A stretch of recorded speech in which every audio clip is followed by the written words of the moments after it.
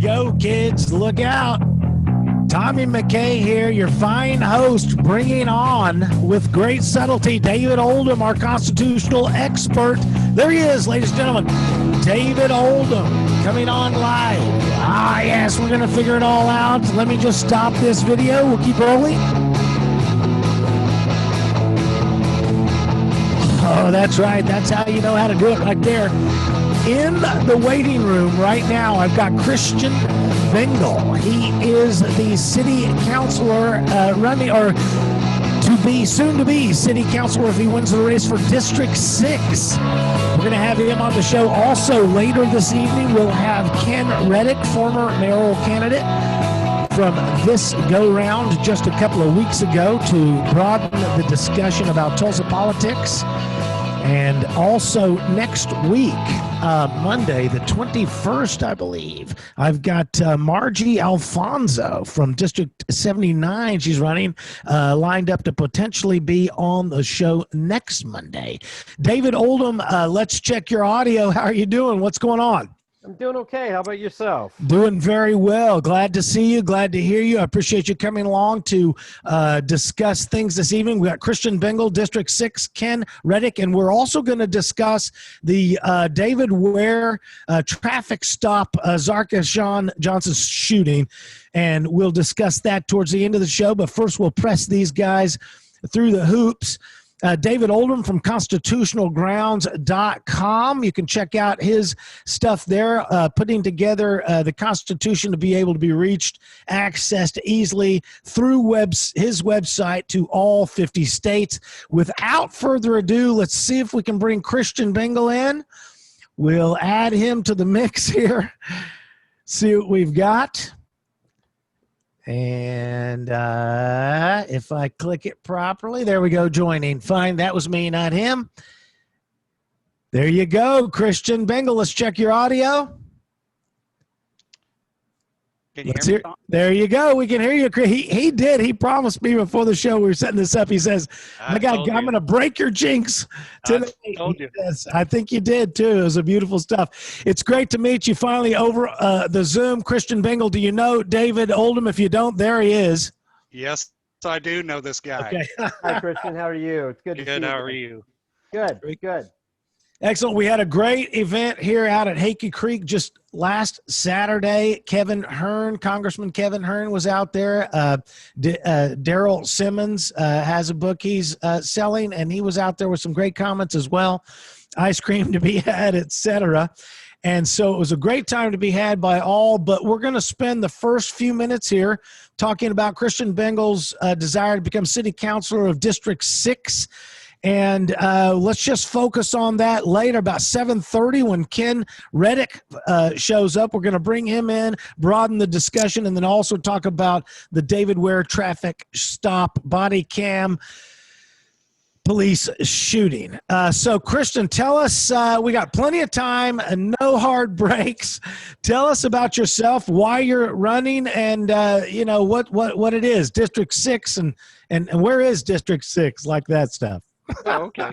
Well, as if you don't already know. Well, District 6, everybody's here, you know. Yeah. And District 6 is basically everything east, just about everything east of 169. So run from Admiral up to, you know, portions of 51st. We have 7 and 5 that touch into us as well. We run from 193rd all the way up to 277th. I got to look at my map here. Now where? Yeah, because I'm confused too. Where's Lynn Lane? Are you Lynn Lane? We're past that. Yeah, past that. We're okay. past that. Yes, sir. I didn't know there was anything past that, but okay. Well, there is. Well, it's funny. I don't get out.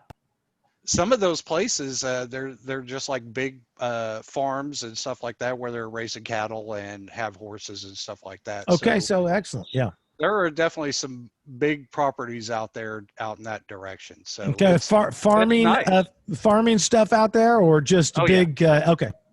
Yeah. Excellent. Okay. Well, that really helps me because I am mixed into 7. It says Van Kirk is 7. Is that correct? Correct. Okay, and 7 and 6 kind of come into each other, Yep. and so it's very confusing. Okay, so Yep. I think Van Kirk is my guy. I'd love to have him on the show. I understand you like him. Is that correct? Did I read that? Absolutely. Okay. Yeah. And so If you've ever spoken to Justin and his wife, both very nice people. I haven't had a Yes, chance they to are. meet him. Yeah, I have heard nothing but great things.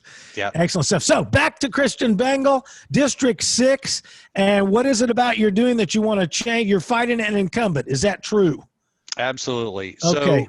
So we're actually looking to unseat Connie Dodson, who's been sitting in there since she beat Skip Steele back in 2014, I believe. Okay. She ran against Desiree Edwards, I think was her last opponent. What's funny about that is Desiree actually gave her a challenge because according to Ballotopedia, Desiree actually got 35% of the vote in that 2018 election.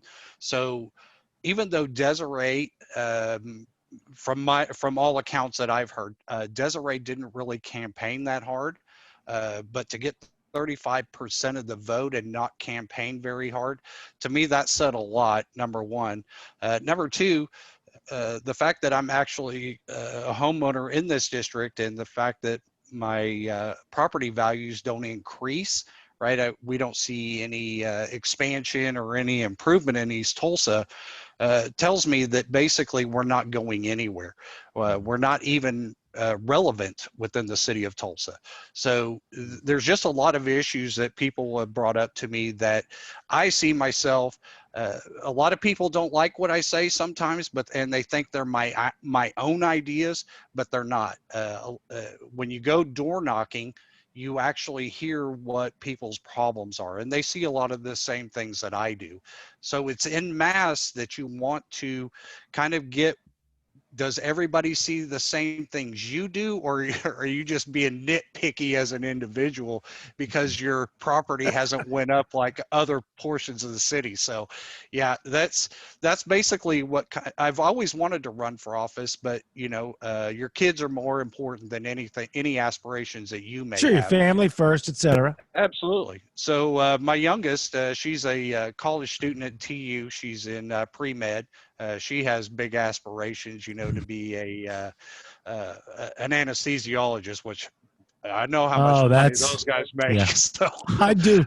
I used to do a 30-minute routine on anesthesiologists. So I'm hoping That's she gets good. through it Excellent. and she can take care of Dad when he's older. Now you're talking. Hey, I'm smart.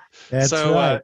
She's once she finally left the house and started school, I figured this was the best time to do it because, again, if you're looking within your district, the problems, and you have to go out and find out whether everybody else sees the same things that you do. So, and you've served the community before. Tell us about your veteran status. Did I read that right? And also Tulsa Sheriff's County. Tell us about that. Okay, so I'm a combat vet. I served in the military. Started out. I actually went to basic training in a program called On a Way Eagle. It was basically a program. I went right after my junior year of high school is when I went to basic training, and I went to Fort Campbell, Kentucky, which is an unusual place to take basic training. Went there. Why is that? Why is that unusual?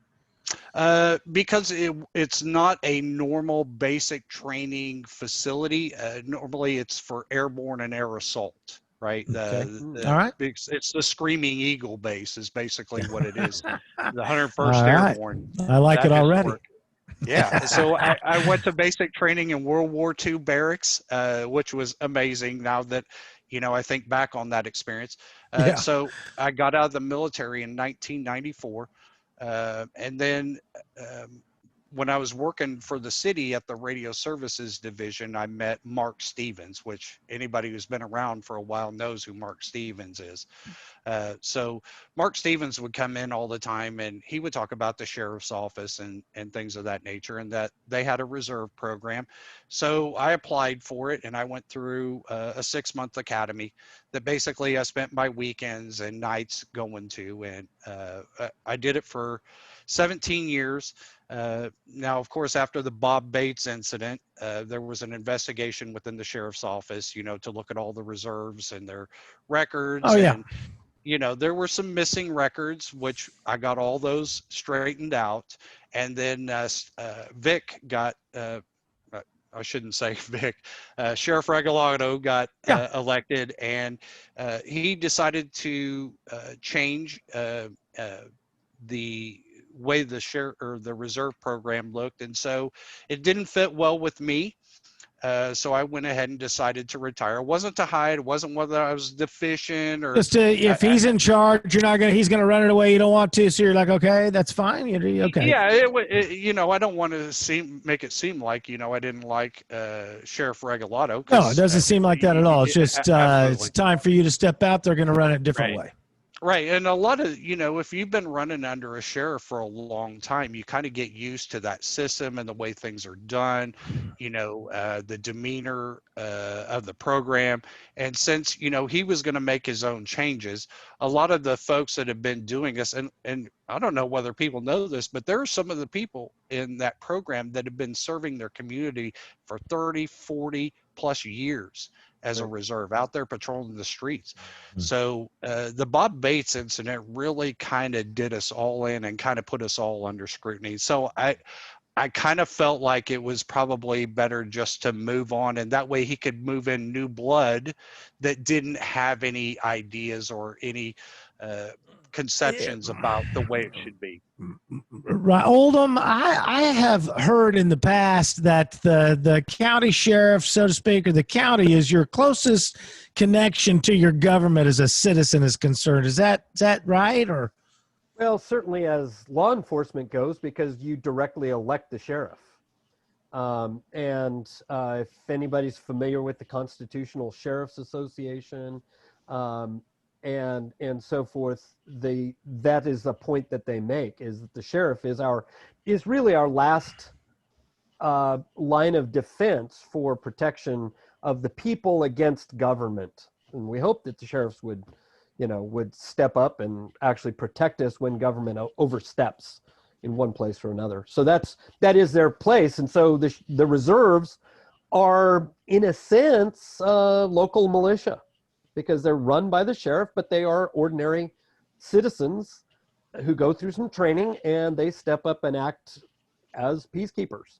So citizens well regulated by the sheriff. So, and that's actually, so there is a connection, I think, to the community policing aspect of Christian Bengal living, not only just living in his district, but also being involved in what I see. To me, you sound like literally community policing, whereas Bynum and the new breed, they talk about community policing means a certain psychology about how we go out and have ice cream with the kids on the front porch and become friends with them, which my idea, again, also back to Oldham, my understanding of Passe Kumatada is that, sorry, I got kids. It could have been that cartoon, but community policing, I don't speak the other language, people from our community being our police, not simply a way of talking about policing psychologically. Did I make sense there, Mr. Bengal? Well, somewhat, but here's kind of the thing, when you talk about trust between the community and our law enforcement, right? To put it in kind of the context that you did, where, Bynum's talking about having ice cream and stuff like that. Really what you're doing is you're actually gaining trust, right? Between the officers that are in that community and the people that they have to interact with, right? Whether it be on a daily basis or if they're conducting an investigation, right? They want to create that trust between themselves and the community. They want to know that those officers are involved in that community, that they know the people in the community. They know who they can go to if there's a problem, right? Whether it be a cultural issue or whether it's a problematic issue within those neighborhoods. So the policing isn't just about patrolling a neighborhood and being the big stick in that neighborhood. It's actually getting to build that trust and the relationship with the people that are actually in those neighborhoods. So Right. it is good in that aspect. Gotcha. Hey, if you're just joining us or if you've been watching all along, this is 3D Politics. Tommy McCay, your fine host. I've got David Oldham, constitutionalgrounds.com. And tonight, Christian Bengal running for city councilor position, Tulsa, Oklahoma, District 6. Ken Reddick is in the waiting room, patiently waiting. He's going to be coming up at 7:30, and we are going to broaden this issue beyond the Christian Bengal campaign and discuss. So what do you think you're going to be able to do that's different than your opponent? Do you have any critique of your opponent for what she's been doing over the last 4 or whatever it is years? Well, here's the thing that when you talk about what you're doing for the community, I had a meeting with the previous police chief before he retired, which everybody knows is Chuck Jordan. So I met with Chuck Jordan, and he said that one of the things that needed to be done was the Hispanic community needed to be involved, right? District 6 is a very multicultural district. If you drive through the district, you'll see a lot of churches, Hindu, Buddhist, Korean, you'll see Asian stores, you'll see Hispanic stores. What I don't see is a lot of these cultures actually being entrepreneurial within the district itself, right? So when we talk about involving these different cultures, right? We have Native Americans that are in our district, right? I don't see any Native American businesses within our district, right? And to be honest, I couldn't name all the cultures that are within this district. For me to say I could would be I ignorant. get your point. There's a lot of different types there. Right. Okay. So we even though we have all these cultures, right? There's got to be a way to find out who the leaders are of these different cultures, right? And get them specifically involved within their own district, right? To determine if some of the issues that we're seeing within the district are cultural based, right? And see how we can come together to resolve some of those issues. Here in Tulsa, I don't know whether people know this or not. We, and just like other parts of the city, we have a big issue with gunfire. So like last night and the night before, we had gunfire, you know, at in the middle of the night. You know, it's a big problematic issue that's been going on for a while. We have people where gunfire, where like rural, no, it's here in town. Okay. No, it's here in town. So it's been an issue for a long time here within this district. We know that if going to the town hall that the counselor currently has, the number of people that go and attend those are very limited, right? So obviously there's not enough involvement with the individuals that are the leaders of these cultures, right? And I think I've identified some leaders, even Cheyenne Morgan, right, who ran during the campaign, during the primary. You know, obviously she's a leader in her own culture, right? So that would be somebody that you would want to involve. How do we get these cultures identified within the community? How do we get them involved? How do we see more of their culture, right, represented? Because if we're claiming to be an international district, right, we need to see those cultures, right? Christian, let me before we get too far away, because there's more interest than just me. Gunfire where? Can you be more specific? So if there's gunfire, I mean, where? Next to the Kentucky Fried Chicken or something? I don't know. I'm just like, what am I supposed to say? I don't know. You know, was my first inclination. More specifically, that's just like gunfire generally. And Kim is asking also, gunfire where? Right. So where you have it is you can have it in isolated pockets, right?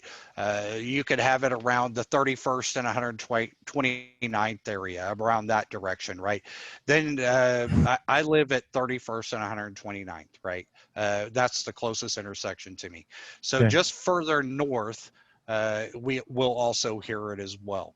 So the thing is you just have different isolated pockets. You don't know if it's necessarily associated with crime. You don't know if it's Could be like yeehaw or whatever. well, Yeah. yeah, there's actually been a term that's been put to me by a 40-year resident of this district that was put to him by the current counselor, that it's called celebratory gunfire. Well, Hey, Right. sounds like a great name for a Celebratory. That's the band. politically correct term for it. Yes, Celebratory sir. gunfire. Well, I'm glad you Yes, sir. shared that one. That goes in my names for I got a book I'm working on, 1,001 names for good rock and roll bands. There's But one right there. this same gentleman that I was just talking about, he was actually hit by a stray bullet. Oh Right. gosh, almighty! Right. Oldham, you had something. What is it? Yeah, so I'm wondering what you're hearing at the doorstep from your door knocking. You mentioned you're hearing a lot of things that other people haven't heard. Right. What can you share with us that your constituents are telling you? What are the top issues that are of concern generally to the constituency in your district? Right. So if here in East Tulsa, there's an issue with what are considered unlawful businesses, right? They don't meet the same standards that and the same issues that a brick and mortar business have, right? So we have a lot of pop-up businesses, right? Street tacos or whatever the case. There are a lot of them, and believe it or not, everybody, that's always the big issue is we're not getting businesses because these businesses are a distraction. These people are just popping up a trailer in a parking lot, and basically they're just doing what they want to do. We don't know if they're legal, we don't know if they're illegal, we don't know if they've went through health checks or anything of that nature. And some of these brick and mortar businesses are actually leaving.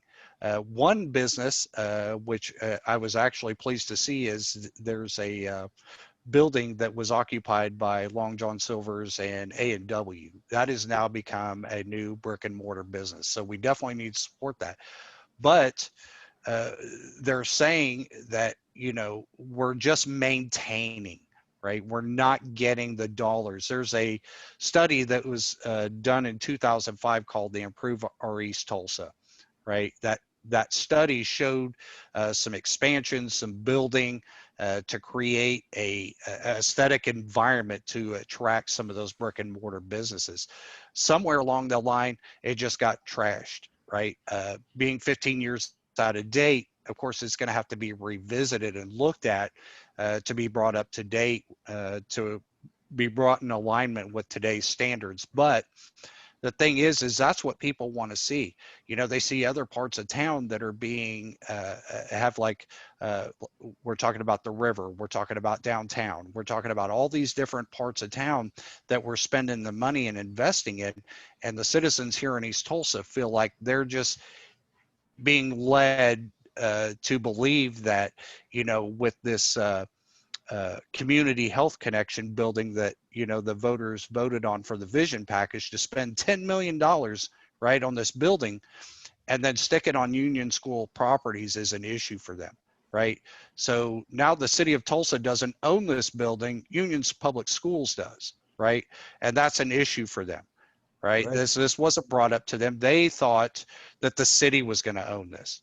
And when you confront Connie about it, she, tap dances around it and acts like she doesn't have any clue about the whole thing. I do not know how that could possibly be legal, because as much as I think that the vote was illegal in the first place, just constitutionally speaking, the fact that the voters voted for it on a city ballot precludes it from being given to somebody else. It Right. has to remain with the city, and I just don't see how that could possibly pass judicial muster in any way, shape, or form. So, no, is that built? Is that building already built? Yes, sir. Yeah, so it's right next to the school that was built on 31st and 129th, right? Okay. So my issue here is that, they say that we were going to lose a park, right? If we built the building on that property. My issue is that obviously we have some undeveloped land here in East Tulsa that the city maintains that we should have built that on, right? Because to me, that money is taxpayer money, right? Now, just from my own research of it, because this issue was brought to me when I first started my campaign back in August of last year. It looks like under state statutes, Title 11 and Title 70 is how they got away with this, right? So yeah, so one of them was actually how the city could make a donation and the schools could take a donation. So that's kind of how I kind of figured out that was the legality of it. But that's my problem is, yeah, well, well, but I'm just going to tell you, David, that's to me how they would look at this if they were to pursue it, because I have somebody who wants to pursue this legally because they're like, we need to talk. This can't be legal. It's in the next few days. Let's talk, because I mean, that's bonding with city bond, right, to pay for a school district's, ultimately a school district's property. I don't see how that passes muster whatsoever. Well, yeah. If it had been a donation, private donation to the city could then give it away. I could see that, but I can't see the other, because it's bait and switch. It's like getting a school bond without passing a school bond. Right. And that's basically all Connie really has to point to. And she wouldn't take ownership of it previously, but now that she's in an election cycle, she is taking ownership of it as part of her campaign. My issue is that, she says, well, this is no different than the city partnering with, other entities, to do other things. And I sit here and I look at it from the perspective that, you have Union Public Schools, who obviously has a surplus, right? But then you have Tulsa Public Schools, who says they're in a $20 million deficit. To me, this looks like, from Chris's point of view, is a $10 million donation to Union Public Schools, right? So to me, I don't like using this word, but to me, when it comes to our children's education, socialistically, they should all have the equality, right, when it comes to education, right? They should have the same means, the same ways, and same opportunities, regardless of where they go to school. Because again, being poor is not against the law, right? And TPS basically, to me, is the poor kid school system. Even though all three of my biological children went through TPS school systems, I really think TPS is kind of on its way out the door. Well, it's because it's the poorly run school system, not the poor kids school system. Hey, we are getting ready to bring Ken Reddick in. If you're just joining us, it is once again on a Monday night, 3D Politics Live with David Oldham from constitutionalgrounds.com. Tonight we've got special guest Christian Bengal running for Tulsa City Council District 6. I got a quick question before we bring Ken in here. I almost forgot, because North Tulsa has been a thing ever since I ran for mayor back in 2016. And why isn't East Tulsa District 6 got a food desert problem? Why don't we hear about, District 6, a food desert? Well, that's kind of the thing. We don't have a food desert. I do understand the issue that they had up north there. You're talking about the grocery store, right? This food desert issue is a problem for me, because they continue to pretend that the city council, you guys, if you win, are going to get into the grocery business, and they're going to go in there, and the city council is going to open a grocery store and make it be open. Okay. And I don't see that. What I know is that grocery stores open where grocery stores can do business. Right. And if you can do business there, they'll open a grocery store. So are there grocery stores in your district? Oh, absolutely. So So there's that's no definitely not an issue food there. desert out there. All right. No, sir. But I kind of understand. Just asking. No, I kind of understand the issue where they were talking about the moratoriums on the Dollar Generals and stuff, right? Where they don't have grocery stores. But I also heard a story. So there used to be a Safeway up north, and I can't remember what the cross streets It's are at for the off Denver the and top of my about, head. yeah, right. It's at Denver and the Get and Go. There was some story that was told to me. So this isn't my story. This All is a right. story that was told to me. Rumor. Was that, yeah, back in the day, because there were some issues with that store being robbed and shoplifting going on and stuff like that, that Right. Dewey Bartlett was actually paying the owners of that store to stay open up north, right? That's what was told to me. Now, whether that's true or not, I don't know. But the issue is that just like Ty Walker, who you've had on here before, you have to change the culture, right? You have to get the community to support it. And the thing is that they do need that stuff up there because we have human beings up there. They need to have the same opportunities. But again, the people that are in that community need to be the ones to drive that. Okay. Not the city. All right. We got to bring Ken. He's been sitting there waiting patiently. We're going to bring Ken Reddick in to spice it up, even though I've got Blake out there daring it to happen. There he is, ladies and gentlemen. Ken Reddick connecting. And now let's check his audio. We see you. You look good. Let's hear you. Hey, how are you, sir? There we go. We've got audio now. Ken Reddick, former mayoral candidate from just a couple of weeks ago, ran a fine campaign against the similar campaigns of G.T. Bynum and Greg Robinson. Sorry, I'm implicitly biased. To me, they were both the same people, just like G.T. Bynum and Dewey Bartlett had the same campaign. G.T. Bynum and Greg Robinson had the same campaign. I think the only difference between any of the candidates was the mask issue, and at least Ken Reddick was standing up for our rights to not wear a mask. Ken Reddick, thanks for being here. How you been? Yeah, thank you. Oh, great. Thank you.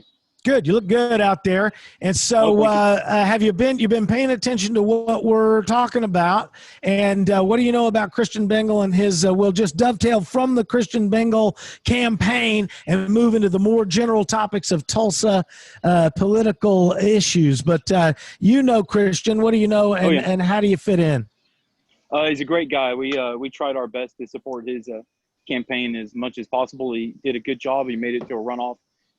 Veteran, former law enforcement officer, would be a great addition to the Tulsa City Council. Nice. And so as far as the food desert thing, what if you were mayor and he was city councilor of District 6, how would you fix that in North Tulsa? Look, I've got the Bradford Navistar plan, and nobody, especially Oldham, wants to hear about it. But it's the Bradford Navistar plan, and we're going to fix this quasi problem of a North Tulsa food desert. I believe it's simply capitalism. We got to make it worth having a grocery store there. Yeah. So if you were mayor, before we move on, if you were mayor and you have Christian sitting there in District 6, how are you going to fix food desert problems? Food desert problems. So my plan moving forward was going to be to use the CDC 500 cities data, and I don't think it's so much a capitalist problem.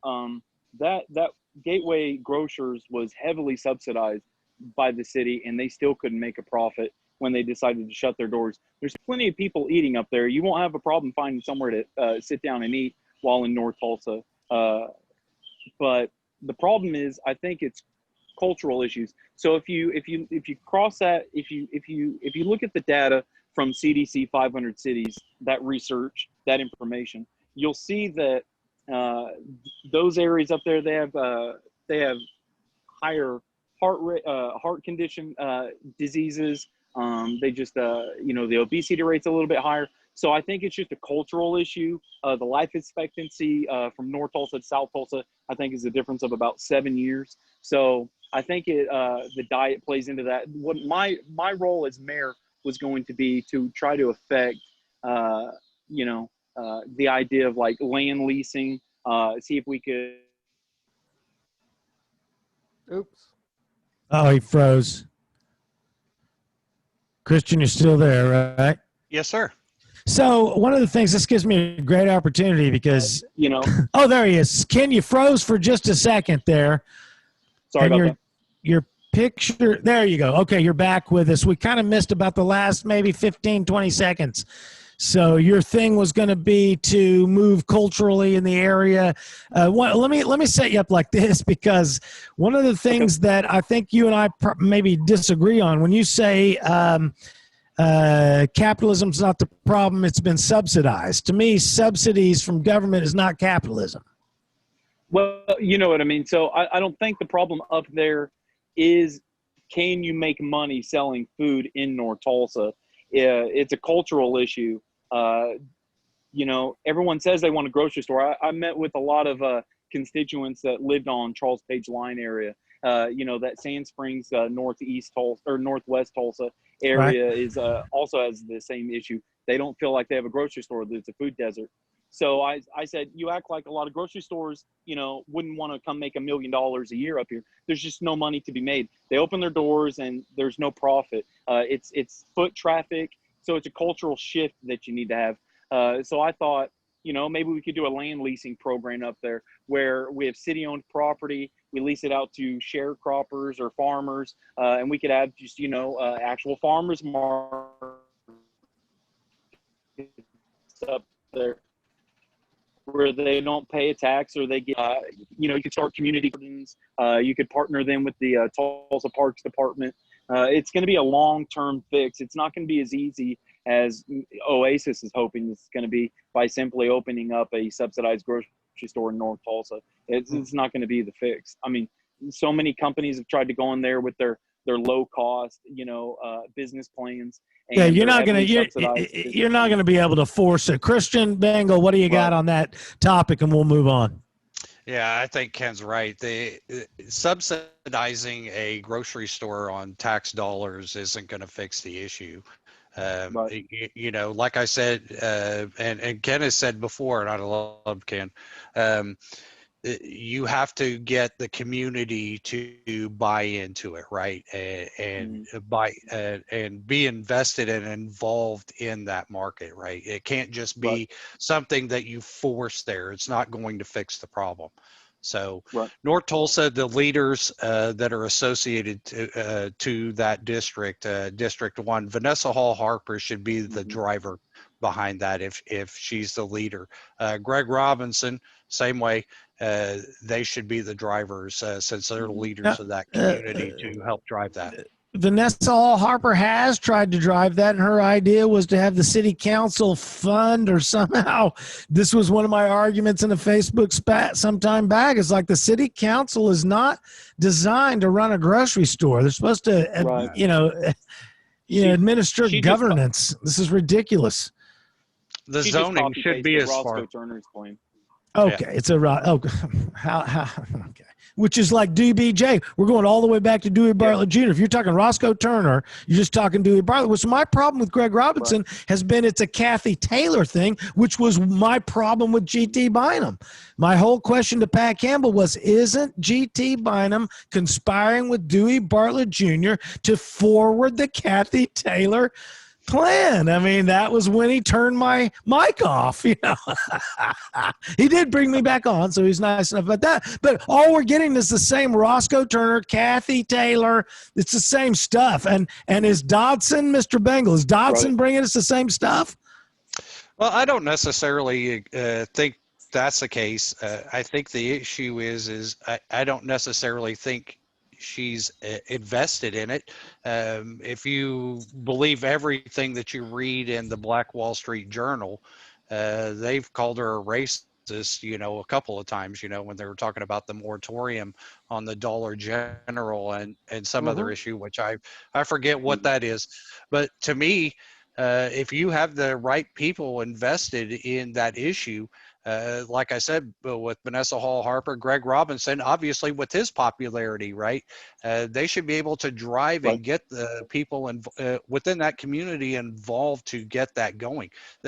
We talked about this before, where it's not a lack of money and it's not a lack of leadership, right? You just have to get the right people involved together in a combined effort to get that issue resolved. So let me throwing money at an issue that isn't going to be fixed. Right. Throwing good money after bad is not going to fix the issue. So I'll agree with you. Throwing money is not going to make it, but the right people's not going to take a bad plan and make it work either. So, I mean, getting the right people involved is really not the issue. What we found out in a real panic with the COVID-19, when the school system, their beloved public school system that for 100 years was supposed to fix everything, and you can see how civil it is out there, and the public school system's an abysmal failure from what Woodrow Wilson told it was going to be.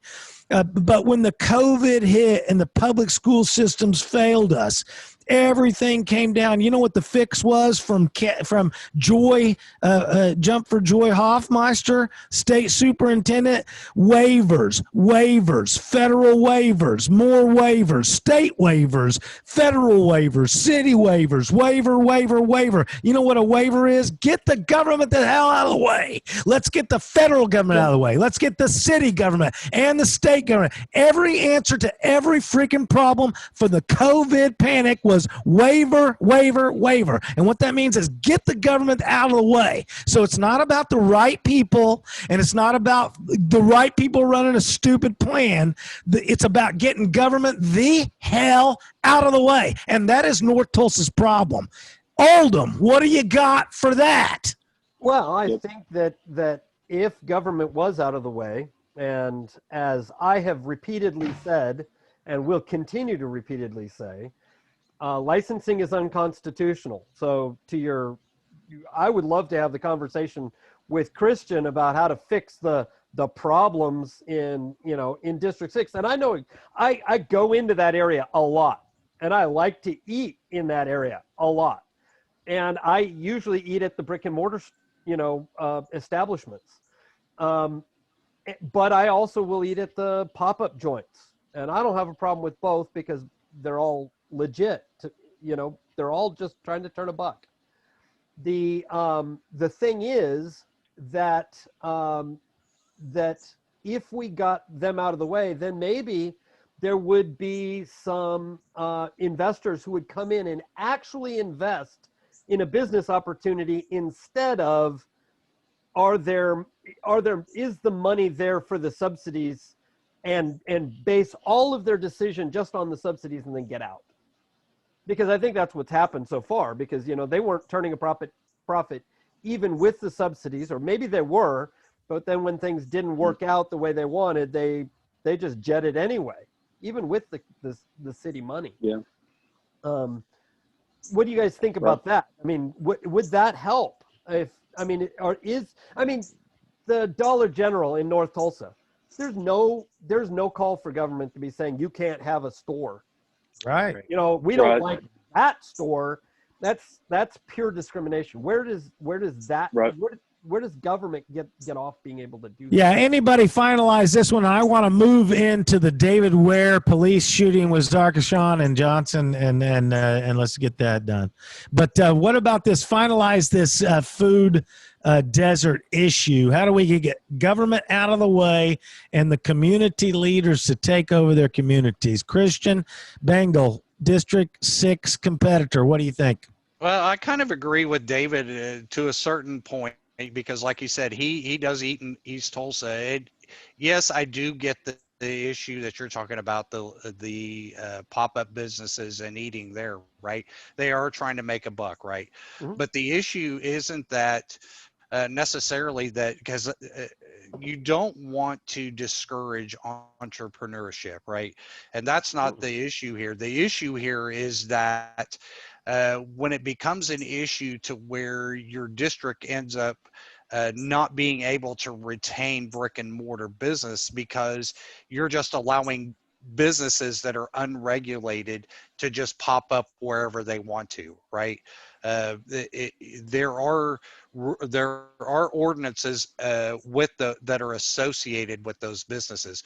When you start setting up canvases or picnic tables, and you start setting up carports, now you're trying to establish yourself as a fixed business, right? Are you hooked up to where are you getting your electricity and your power? Because some of those businesses aren't actually running off of generators, right? So they're getting their utilities from somewhere, right, my friend? So this is kind of the thing, is we want to make sure that these businesses, not only if they're running legitimately, but they're actually paying into the city revenues and paying the sales taxes that they're supposed to, that we expect our brick and mortar businesses to do, to have the proper licenses. I got to quit. Go ahead, Oldham. Just as a clarification, a non-licensed is not non-regulated. There's proper regulation, as we talk about, as I talk about constantly. Yeah. Is proper regulation is valid, but prohibitions, which licensing starts with a prohibition, you can't do business until we grant you permission, is not freedom, and that is unjust and improper regulation. It's not regulation, it's prohibition. So therefore, I am not talking about not regulated. They must be paying, they can't be stealing power. They can't be, unhealthy and all of that. That is the city's job to make sure that is dealt with. But no business, including brick and mortars, should be undergoing all of these preconditions to starting business that discourage them and set them at a different criteria than the pop-ups. They all should be on the same playing field, which I've loved you talking about, the same playing field. Right. We just all need to be on that same playing field. If we're all there, then no big deal. It just has to be constitutional, which is like nothing. Ken, what's your input? I would say to that, this is where myself and Oldham, kind of differ. I think that, government's purpose, this is one of government's, proper places, one of their roles that they should actually play. In my field, in being a contractor and being a journeyman electrician, the state license actually protects my job from coming in and undermining costs. So I would say that, government in the right place does do the job correctly. So when it comes to licensing, I think you should be registered, but where I think we would agree is that I shouldn't have to pay a fee for my license.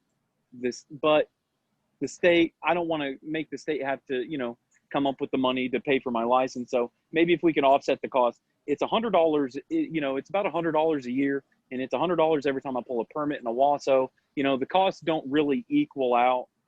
So I don't know. So when it comes to actual permitting and licenses and stuff like that, I think that actually protects the real legitimate brick and mortar locations. I mean, if you don't require someone to register, then someone can come in and just, undercut you and, have no overhead and run an illegitimate business and not pay taxes. And, you can't. It's even Greg Robinson was commended by some of his supporters for helping out what they called undocumented businesses. I'm like, how the hell can you be in business and not be documented? Right. But Oldham, you had something to say. What was it? Well, I would just that idea of undocumented or that government. See, the problem is whether there's a fee attached to it or not. The problem is the Fifth Amendment to the U.S. Constitution. We have the same wording in the Oklahoma Constitution, and that is that no person shall be deprived of life, liberty, or property without due process of law. Right. So the problem is saying you can't do construction, you can't do contracting, you can't do electrical. No, okay. Unless granted you property, that's the problem. I'm sorry, you other guys. Oldham, you and I have said this and done this 1,000 times. Blake Barber will say, Yeah. you did it again. You're ringing the bell again. You cannot simply say, and I'm just for devil's advocate, Oldham. Okay. If you're correct that every single action by everybody since 1777 has been unconstitutional, and you're right, even if those two things are true, how do we fix it? Where are these solutions? How just you saying everything is unconstitutional, that was unconstitutional, that was unconstitutional, Bam Bam and Pebbles were both unconstitutional, everybody's unconstitutional. How do you fix it? Where's the solutions? Oldham. Well, having this discussion, I mean, this is so valuable that to have the discussion and start thinking about, wait a minute, what does freedom mean? Are we free if we are under subjection? So we agree with you. Licensing is bull crap, and it's not. We're not free if we. How do we fix that? How do we fix the licensing problem when we know it's crap? We know the licensing. You just have to quit doing it. You have to quit forcing the licenses on people. Christian Bengal, does that sound logical to you? No, not to me. I'm sorry. David and I, believe it or not, this is how we know each other. David and I had a discussion. Yeah, we had a discussion on Facebook about this. Using that logic, it would be like if you and I, Tom, had a car sitting out in the parking lot, right? And we didn't have licenses right on our vehicles to identify which vehicles were ours, right? Right. I look in the window of your car and go, well, Tom's got a nice purse, a really nice purse, Tom. Man, I'll make that my car now, right? So the thing is he sees it as he doesn't see it as regulation, and I actually do, because just like what Ken was talking about, you are determining who is validly going to do the work properly. So if you had an electrician, and I have a son who's an apprentice electrician, if you just allowed a guy like me who has some experience with twisting and taping in my parents' attic, right, putting up a ceiling fan, you allow me to go in there and do the work, and the building catches fire and all this guy's stock or inventory burns up, again, this is where we just differ in our ideas about what is constitutional versus what isn't. I just think licensing is a good way to make sure that we as citizens are who we say we are, right? Ken, on this bigger, let me bring Ken in. Ken Reddick, what about this licensing issue and the difference between Christian Bengal and David Oldham? So I lean towards Christian's ideas about it. Okay. How do you guarantee the education standard without a licensing process? In the electrical field, you have to have 8,000 hours registered, documented, and approved by another contractor before you can even qualify to take the test. Is that overreaching by the government to guarantee that they're upholding a standard for an electrical journeyman? I think the courts have already argued that it's protecting the public from an uneducated person that would seek to deceive someone and take advantage of an industry, of a good paying job. Plus, if we don't require education standards for skilled trades, then the actual wages will go down, because the quality of work will go down, the quality of the employee will go down, because the education standards will go down. All right. And Ken, just so that you know, in the future for your Zoom connection, it is bogging down the video. The audio came through, but it's suffering.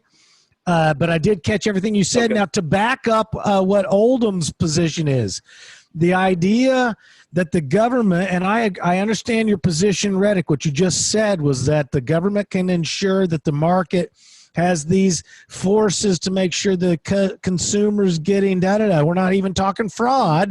You're just saying that, we're guaranteeing, a certain level. And I think this is what Oldham is saying, is that it's really not the government's job to tinker in the market to make sure, you may have a brilliant savant that can do everything without the license. Right. And while Reddick is correct, you don't know that, but Oldham is saying it's not really the government's jurisdictional authority. What do you think, Christian Bengal?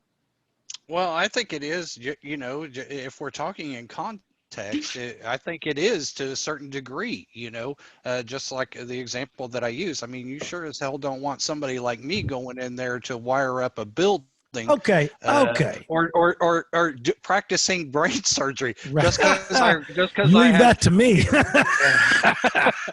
just because I Well, saw a few YouTube videos doesn't so, make me capable. three YouTube videos, but okay. And we're closing in on about 5 minutes before we get out of here. Like there's some hard break. My wife's cooking dinner, but is it possible that licensing that Oldham doesn't like is the tool that is required for the regulation that we need? Reddick. Never mind. No, I see where Oldham's Good. Bang. I see Okay, where go he's for it. coming from. I think we do license. We're far overreaching. We do license too many things. If I wanted to take my son fishing tomorrow, I'd have to head down to Walmart and over $50 for the two of us. So it's a little overreaching. That's a great point, because what is logical regulation becomes ridiculously licensing when some idiot gets in charge of it. And once the referee in the NFL has a name, now he's performing instead of being part of the playing field. If you are just joining us, you are watching Tommy McCay, your fine host, with David Oldham from constitutionalgrounds.com, and our special guests tonight, Christian Bengal, running for District 6 in Tulsa, Oklahoma, and Ken Reddick, who just ran for mayor here in Tulsa. So before we leave, and I'm certainly not going to rush us out of here, I want to get to this. David Oldham, please bring us back to the issue at hand with the shooting of the police officers by David Ware, a regular police. Actually, this was a stop to calculate licensing and regulate someone's freedom of movement.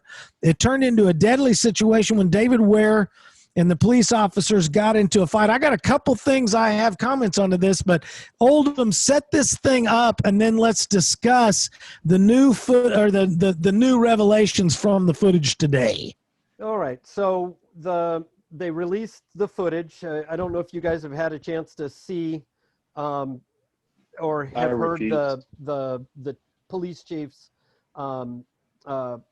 press conference today, but we see more of the story today in an edited version of the David Ware shooting of officers Sergeant Johnson and Officer Zarkashan.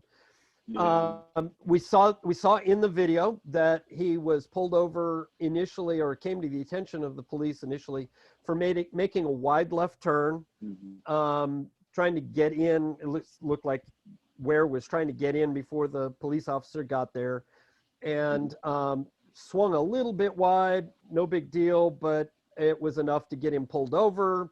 Saw that his plates were his paper plates were out of date, and then he had trouble in the video. You see he has trouble producing an ID and a paper copy of his insurance.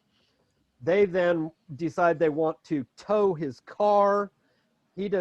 Ware objects, and you see the fight ensue, and it progresses from an ask/order out of the car into direct orders, and then threats of tasering, and then pepper spraying, and so forth. So that's the story. So ultimately, it started with one thing. They then, at some point, I had trouble. I would have to go back and dissect the video to figure it out, but I had trouble telling whether they had actually told him they were going to tow the car, because it sounded like they said, "We said you were going to tow the car," but I never heard them say that. I just heard them say, "Get out of the car."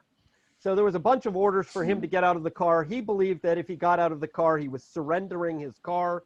He wanted to retain his property and thought it was his right to retain his property. And therefore that was the fight, whether or not he had the right to retain his property, or they had the authority to tow it. and then that led to the fight because the police officers decided that they had the right to take his property. And he declared no, they had the fight, and ultimately resulting in the shooting. So even let me just say real quickly, even if the decision or the difference wasn't going to be take his property or not, they had decided to separate him from his property, whether they took it or not. They needed him outside of they're going to force him outside of his property. I mean, whether Certainly. they took it or not. Yeah. Certainly. Go ahead. Forcing to outside of the car. Yeah. And so there are, in my mind, there are questions. I want to have the discussion because I have declared from what the chief of police said originally, because originally he was not, the chief of police did not report the wide left turn and not staying in the lane. That came out only with the release of this video. The police chief just said it was about the paper plate and only the paper plate. He didn't even mention the insurance originally.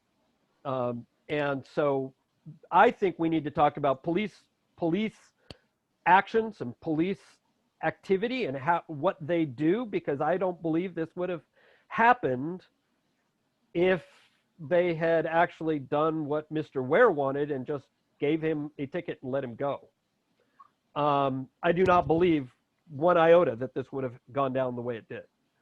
But let's have the discussion. I am going to be outspoken in that this action by the police was wholly unconstitutional, 100% unconstitutional. And I will get that right out there.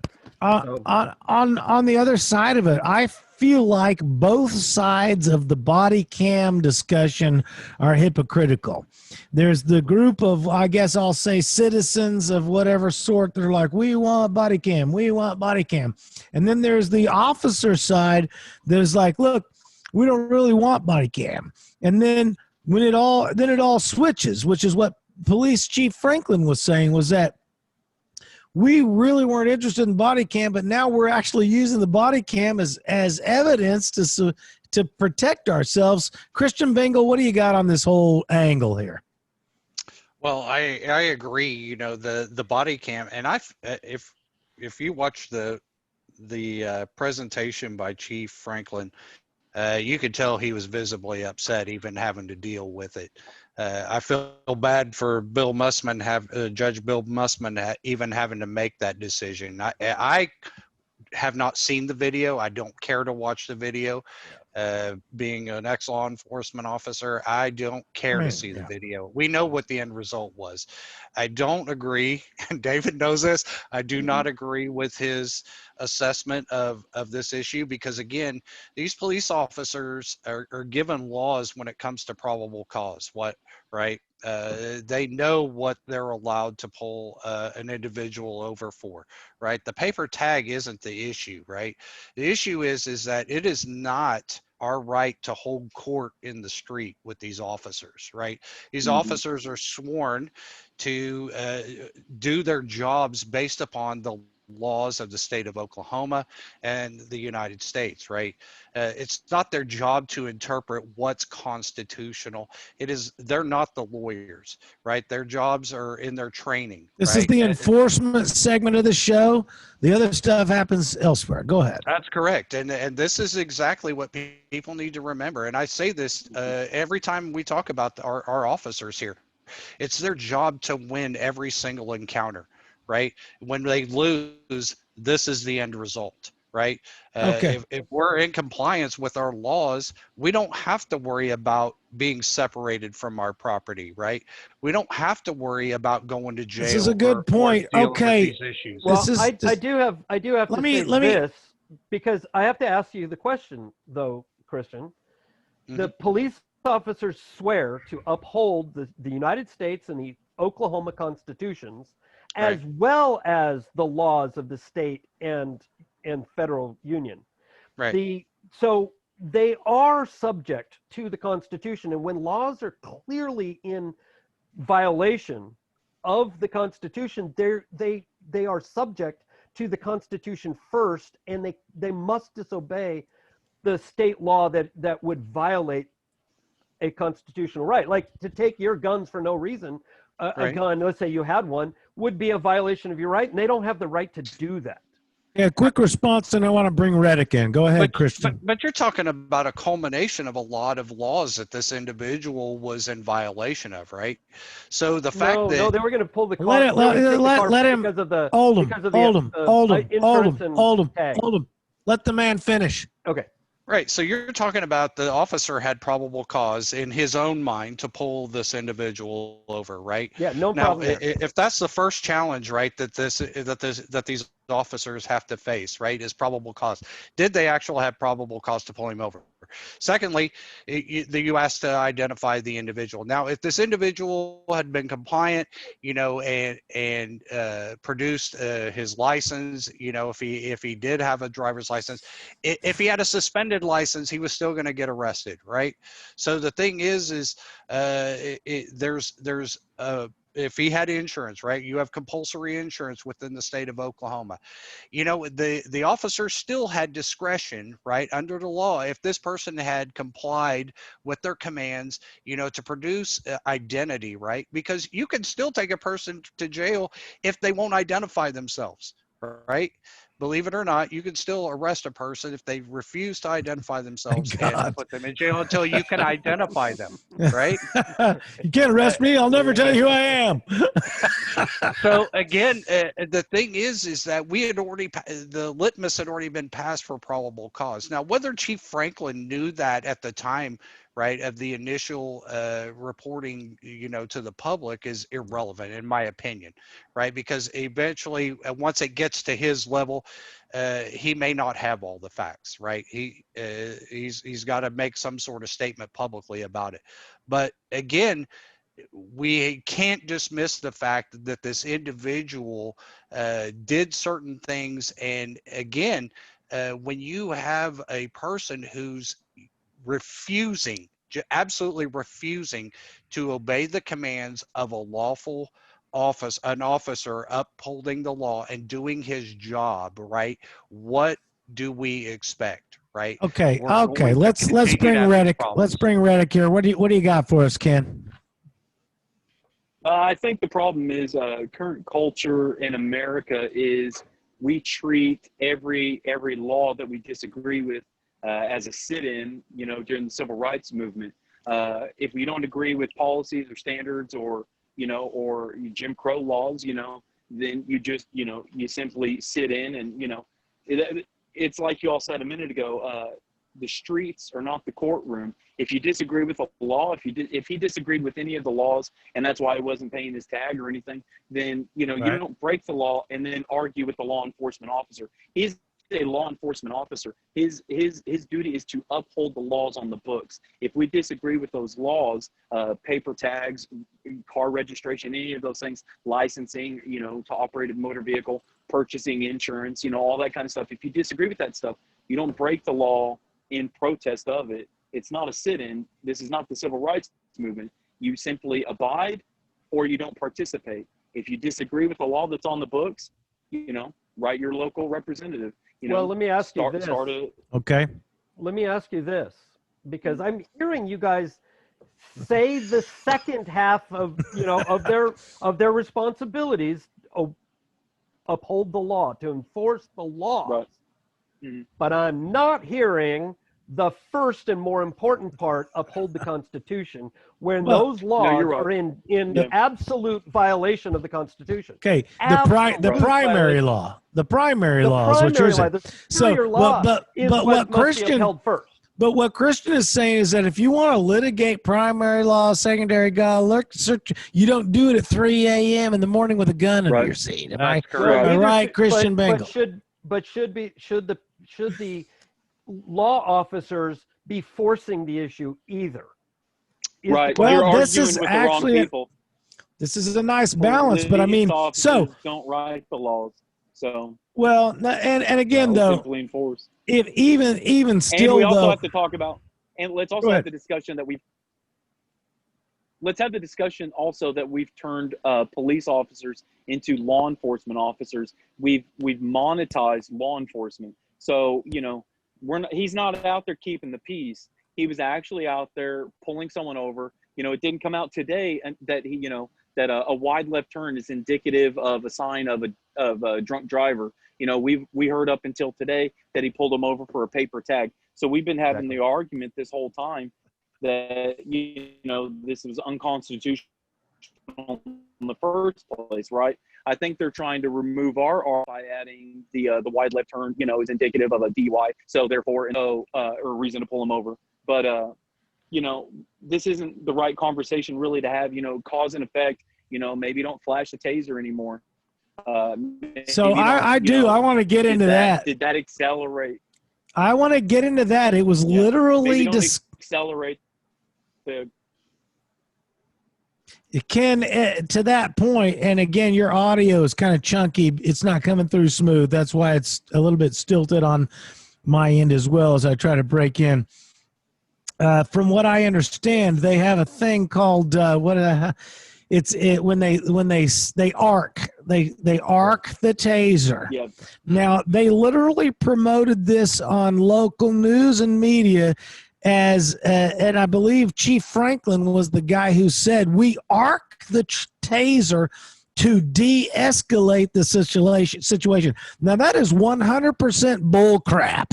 When I cock my gun, that is not a de-escalation. And when I say I am going to tase you, MFer, that is literally not a de-escalation. The other problem I have right now, while I'm talking, is they made a point. Chief Franklin said they told him over 40 times to get out of the car. Now, my real expertise, I know I look like a fine talk show host, but my real expertise is raising children. I'm the best parent any kid ever had. I didn't say I was the best parent ever. I'm the best parent any kid ever had. And what I know is, as a parent, if I tell you something 40 times, I suck as a parent.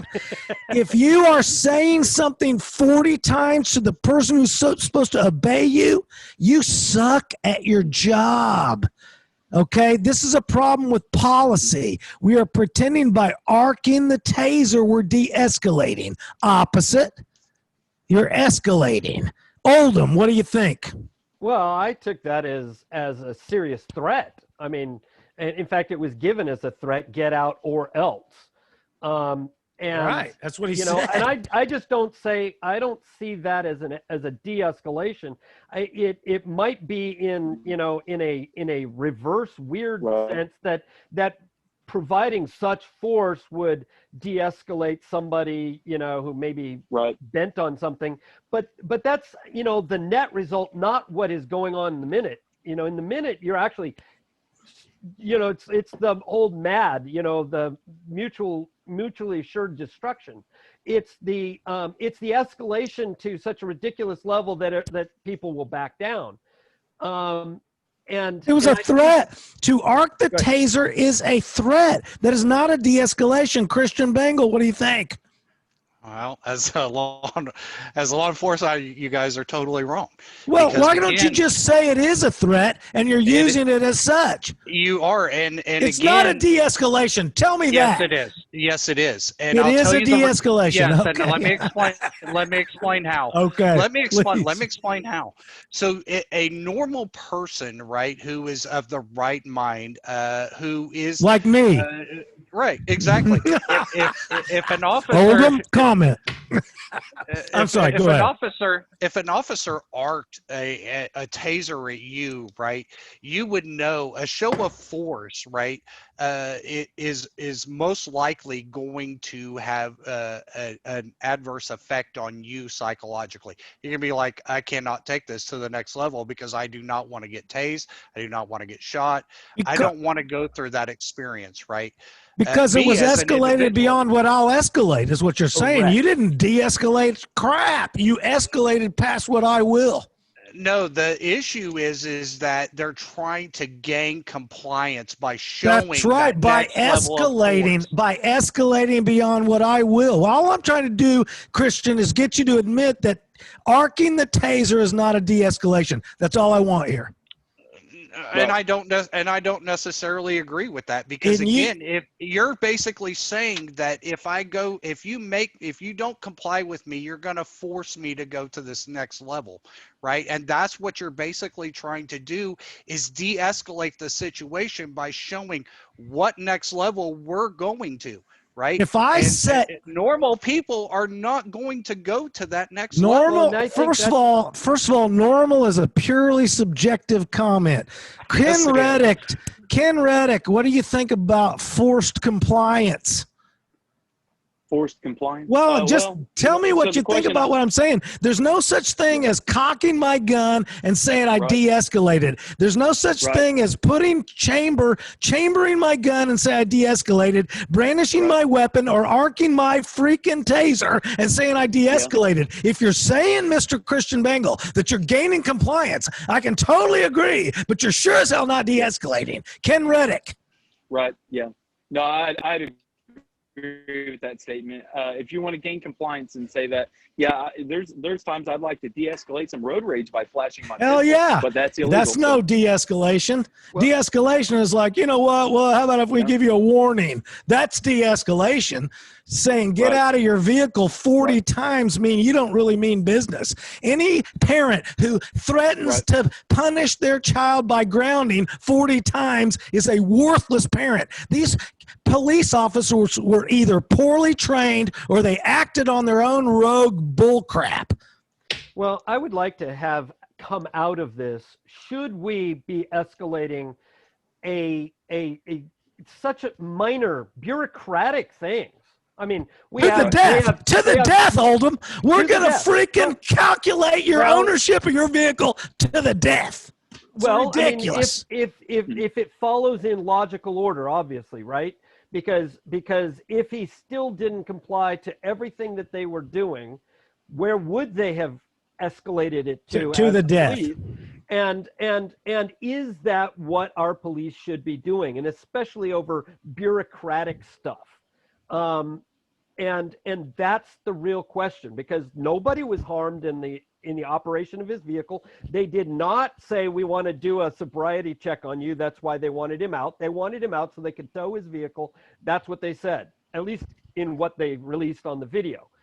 So the thing was, it was about surrender or else.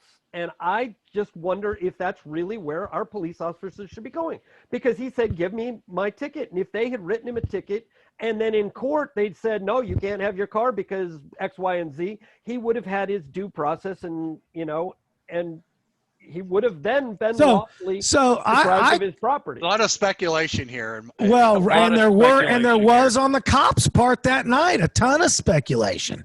So, but I mean, if we're gonna, I think the point is that if we're gonna expect the citizen not to litigate the technicalities in the street at 3 a.m., we should also expect the cops not to litigate the situation in the street at 3 a.m. Doesn't that seem normal, Christian?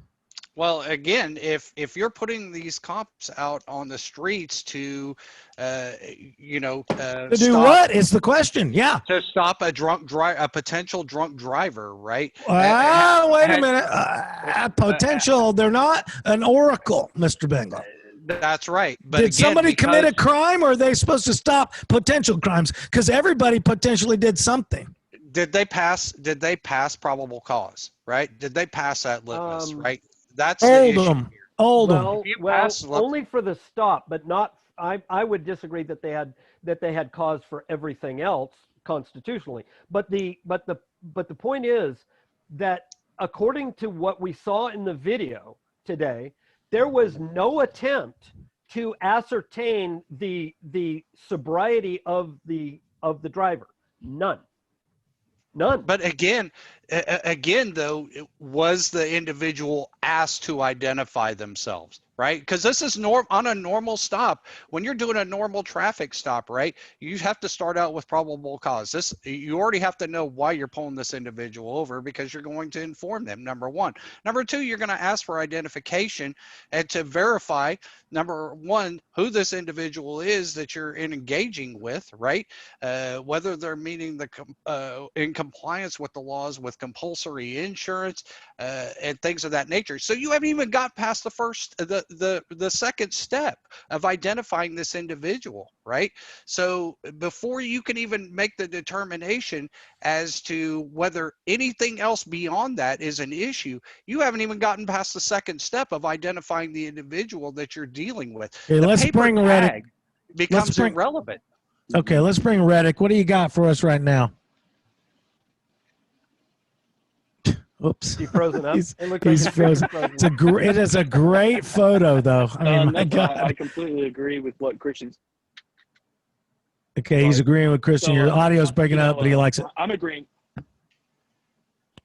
with both sides of this argument.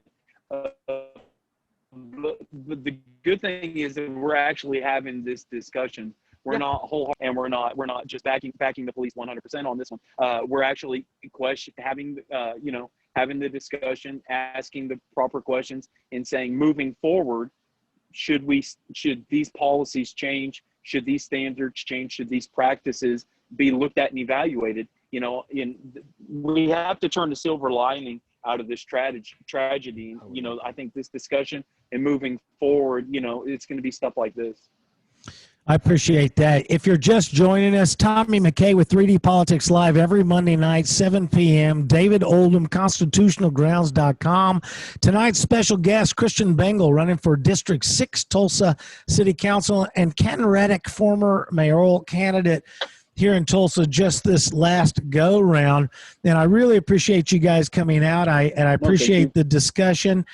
And, I think one of the things that needs to be looked at is when it comes to the escalation, I forget what it is, of force.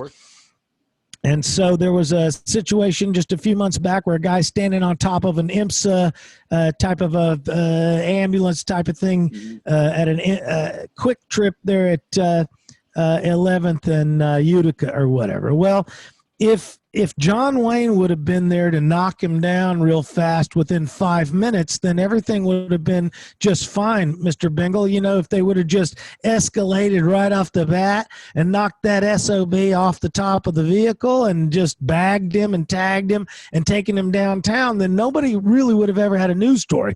But instead, the police force decided to go through the series of escalations slowly, and it took 3.5 hours, and then pretty soon they had a crowd, and then now you've got a real problem. So what I'm saying is the idea that we go through this series of pretense, in my opinion, if you arc your taser pretending you're de-escalating, you are a bully. Okay. And so when you move in that direction, if you're gonna just push people around, there's no reason to use this. What I saw, remember the Wendy's, the guy was asleep, they called the cops, they come out, he gets the taser away, he ends up shooting them, they shoot him, he dies. So the problem is they keep coming. I'm a small man. I'm never going to try to control you with my bare force. If I am in fear for my life, I will react with deadly force. I am not a man who's strong enough to just move you around. The police come into these situations like with David Ware, and they say, well, look, we're just going to kind of use a controlled method of force, arc the taser a couple times to get in your head, and then we're going to move you around a little bit. Whereas if they would have been like, look, you're going down, bam, it's like if you use immediate force, the same reason we lost Vietnam. You go in there with a police force when you're trying to fight war, you're going to lose and somebody's going to get dead.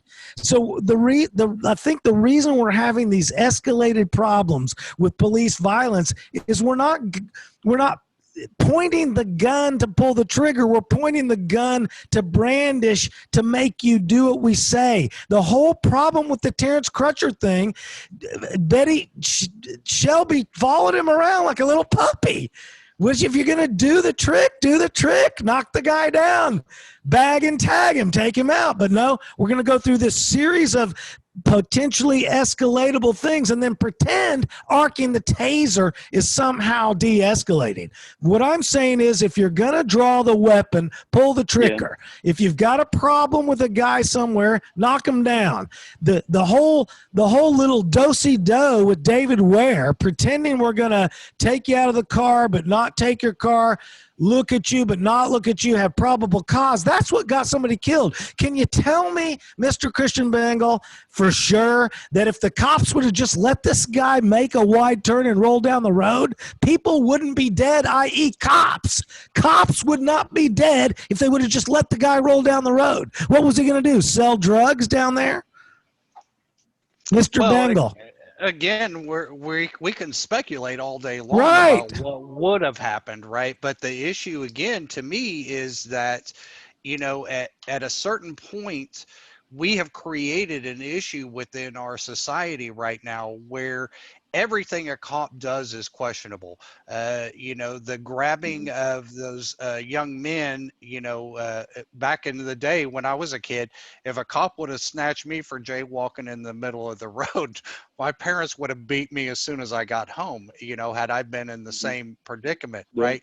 But now today, we put our cops in a bubble where everything that they do is under question. What happened here in Tulsa just isn't what's happening here in Tulsa. We see that everywhere in the country, where we see videos where cops are such under scrutiny that they're afraid to react and do what they were allowed to do back in the day.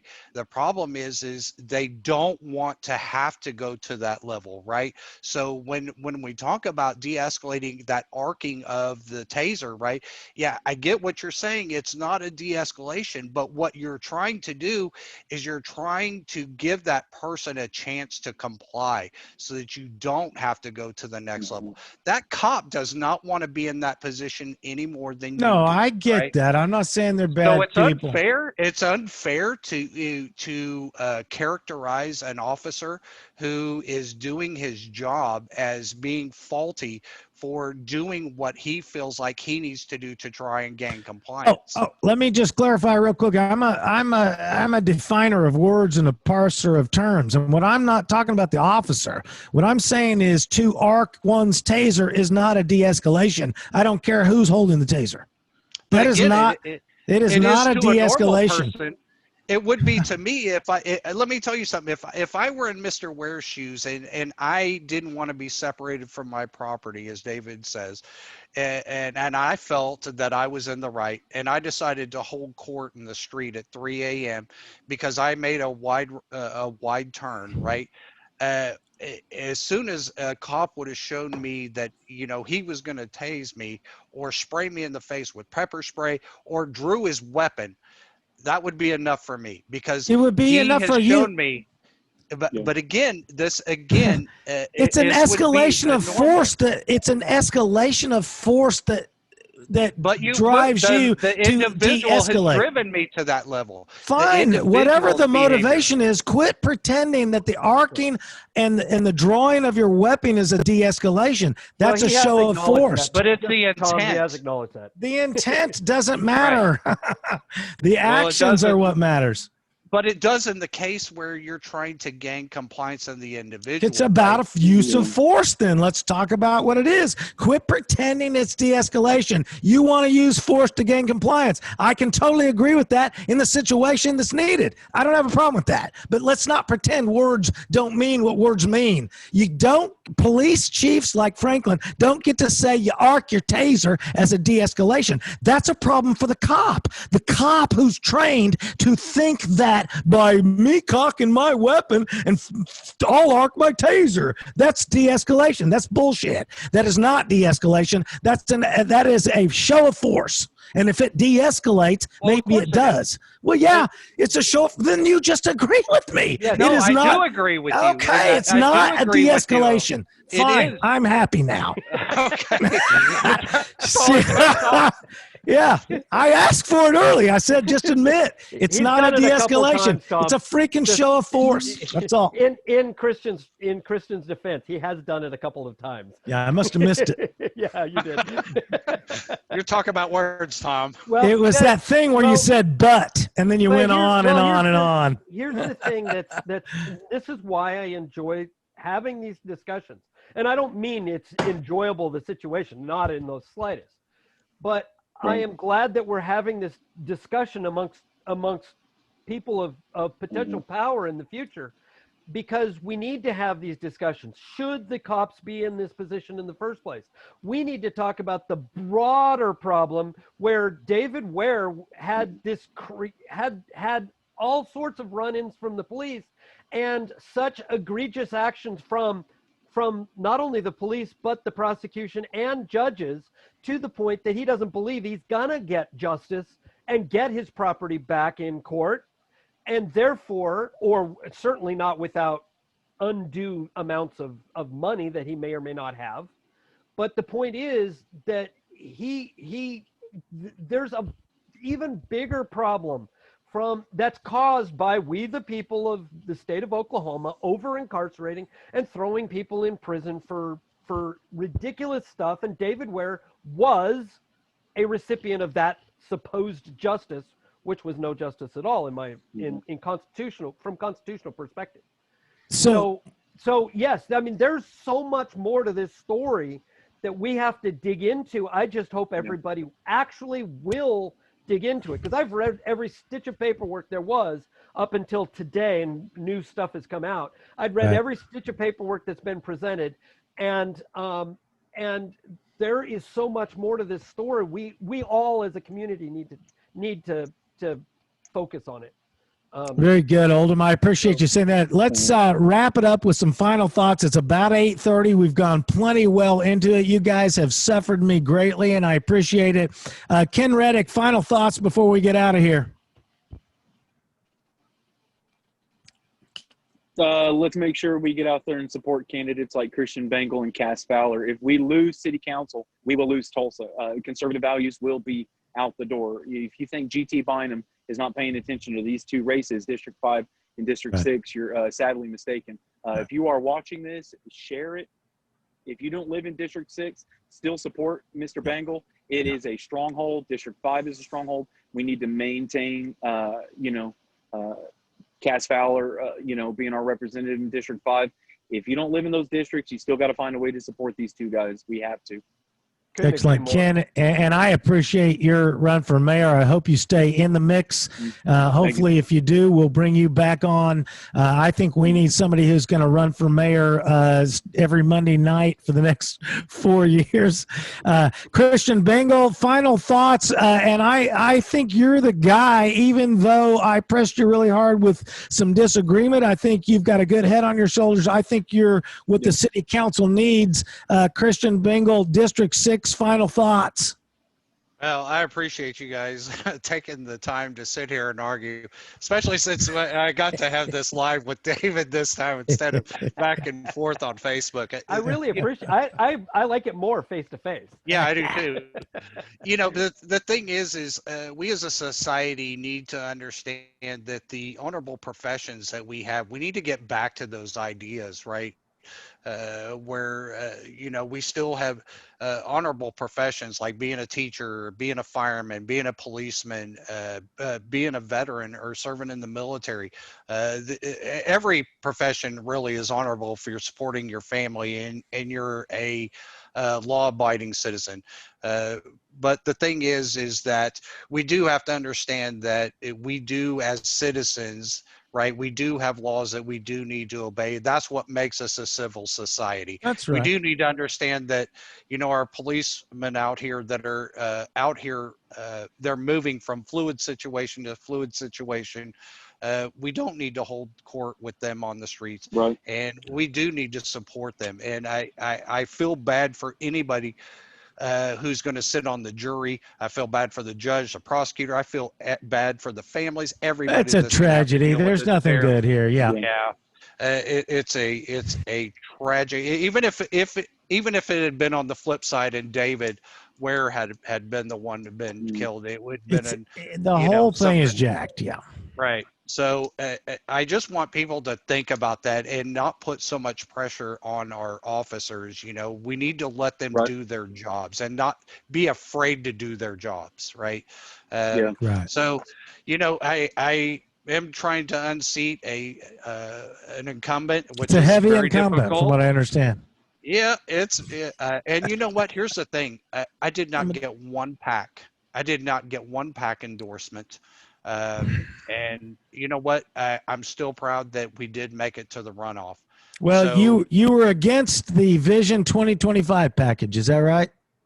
Oh, you just lost me. no, I wasn't. Oldham. Oh, my gosh. Tulsa's sunk.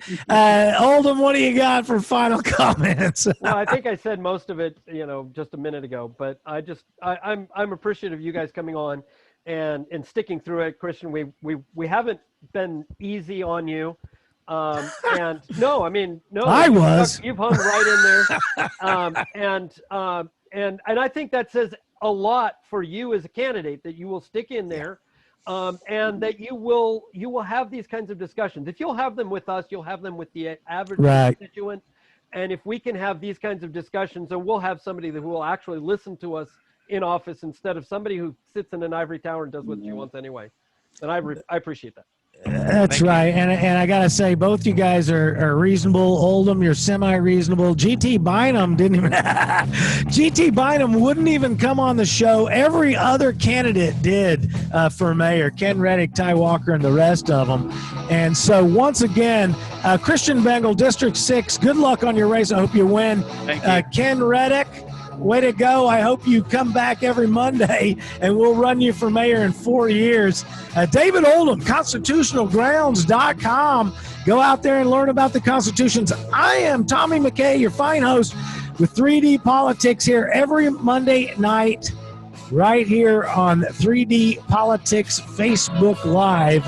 And we'll just take everybody out one at a time. Thanks for being here once again, Christian Bengal and Ken Reddick and David Oldham. Thank you for showing up. I appreciate your expertise. We'll see you next time.